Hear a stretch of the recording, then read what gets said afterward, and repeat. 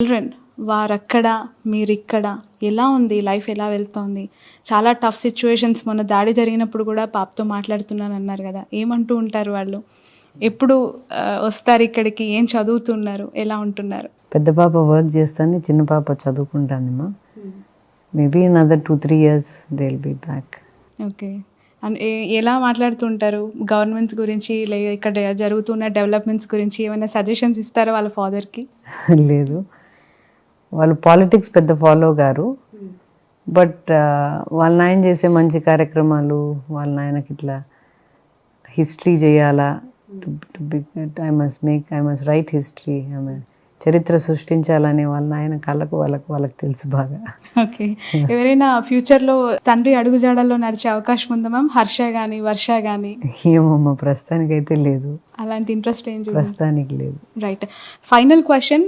3 రోల్స్లో మీరు ఒక successful woman ma'am, as a మదర్గా, చిల్డ్రన్ని బాగా తీర్చిదిద్దిన అమ్మగా, బిజినెస్లో ఒక గుడ్ ఉమెన్ ఎంటర్ప్రైనర్గా, అలాగే ఒక భార్యగా, జగన్ సార్ కష్టాల్లో ఆయన అనేక టఫెస్ట్ టైంలో మీరు అడుగుజాడల్లో ధైర్యంగా నిలబడిన వ్యక్తిగా ఎలా చూడాలి? ఈ 3 రోల్స్ని ఇంత సమర్థవంతంగా నడిపించగలిగారు.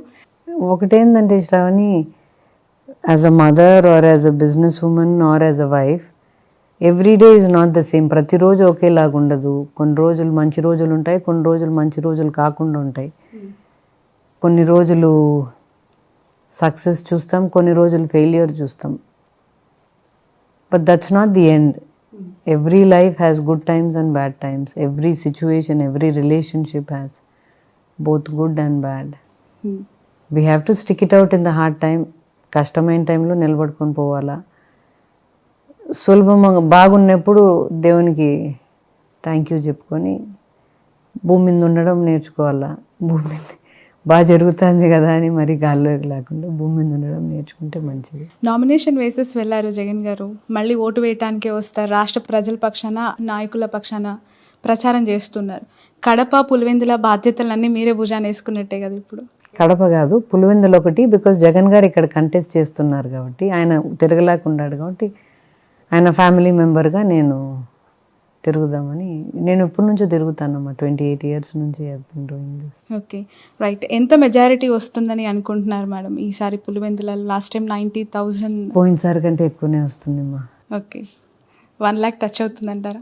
దాటచ్చు. రాష్ట్ర ప్రజలందరికీ వాట్ ఈజ్ యువర్ మెసేజ్ అండి? అంటే 2024 ఎన్నికల్లో జగన్మోహన్ రెడ్డి గారికి ఎందుకు ఓటు వేయాలి, ఎందుకు గెలిపించాలి అంటే ఏం చెప్తారు? For 2 things, for his character and for his vision. నమ్మదగిన క్యారెక్టర్ ఉంది కాబట్టి ఓటేయచ్చు. ఒక 20 ఏళ్ళు 30 ఏళ్ళు ముందు చూపుతో ఏది అవసరమో రాష్ట్రానికి, ప్రజలకు, రాబోయే తరాలకు ఏది అవసరమో చూడగలిగే విజన్ ఉంది కాబట్టి, ఆ విజన్ను నెరవేర్చగలిగే చిత్తశుద్ధి ఉంది, డిటర్మినేషన్ ఉంది కాబట్టి ఓటేయచ్చు. Thank you so much ma'am for your valuable time. Thanks a lot. Wish you all the best. Wish you all success. Landslide victory అని లాస్ట్ టైం మాట్లాడారు, ఈసారి why not 175 అంటున్నారు. ఖచ్చితంగా చాలా కాన్ఫిడెంట్తో మాట్లాడారు మీరు కానీ, జగన్ గారు కానీ. ఆ మాట, ఆ ఫిగర్ టచ్ అవ్వాలని కోరుకుంటున్నాం. మీరు అనుకున్న పరిపాలన సాఫీగా జరగాలని కోరుకుంటున్నాం. Thank you ma'am. Thank you. ఇది వైఎస్ భారతి గారితో special exclusive interview for cube TV network. ఖచ్చితంగా 175 టచ్ అవుతుంది, దాంట్లో ఎలాంటి డౌట్ లేదంటూ ఉన్నారు. పులివెందులలో ఎస్పెషల్లీ 1 lakh మెజారిటీ కూడా వచ్చే అవకాశం ఉంది, అలాంటి కాన్ఫిడెన్స్ ఉంది అని కూడా చెప్తూ ఉన్నారు. చూద్దాం 2024లో రాష్ట్రంలో రాజకీయాలు ఎలా మారబోతున్నాయి, వైఎస్ జగన్మోహన్ రెడ్డి గారికి ప్రజలు ఏ విధంగా పట్టం కట్టబోతున్నారు. That's all for now. Pawan Kalyan గారి స్పీచెస్ ఎప్పుడైనా చూసారా? ఇప్పటి వరకు ఒక్కటి కూడా? ఫ్రీక్వెంట్గా ఆ మధ్య కాలంలో అనేవారు, భారతి గారు జగన్ గారికి చెప్పండి నా వ్యక్తిగత జీవితం గురించి ఎందుకు మాట్లాడుతున్నారు, జగన్మోహన్ రెడ్డిని ఇంటికి పంపించడమే నా టార్గెట్, వైసీపీని పాతాళానికి తొక్కడమే నా ఎయిము అని మాట్లాడుతూ ఉంటారు. ఏం ఆన్సర్ ఇవ్వాలనుకుంటున్నారు మీరు? ఆయన ఎయిము మరి చంద్రబాబును ముఖ్యమంత్రిని చేయడం అయితే అని అందరు అంటారు. మరి ఆయన ఏం చంద్రబాబును ముఖ్యమంత్రిని చేయాలి మళ్ళీ అని తెలీదు మనకు. ఆయన ఏం ఆయనకే తెలియాలా. వైఎస్ భారతి గారిని ఫ్యూచర్లో మీ పులివెందుల ప్రజలు, మీ కడప ప్రజలు రాజకీయ నాయకురాలుగా చూసే అవకాశం ఉందా? చాలా చాలా ఇష్టంగా చాలామంది మహిళలు కోరుకుంటున్నారు, మా భారతమ్మ కూడా రాజకీయాల్లోకి రావాలి, భారతమ్మ కూడా పోటీ చేయాలి, గెలిపించుకుంటాము. జమలబడుగు అనే ఒక కాన్స్టిట్యున్సీ నేమ్ కూడా చాలా తెర మీదకి వచ్చింది. What is your clarity on this ma'am? ఏమైనా అవకాశం నేను I will not be contesting in politics మా, నాకు ఇంట్రెస్ట్ కూడా లేదు. దరిదాపుల్లో కూడా అలాంటి లేదు, ఆలోచన లేదు. ఒకవేళ వస్తే? లేదు, ఐఎమ్ నాట్ ఇంట్రెస్టెడ్. చాలా మంది family I like a private life, I don't like a public life.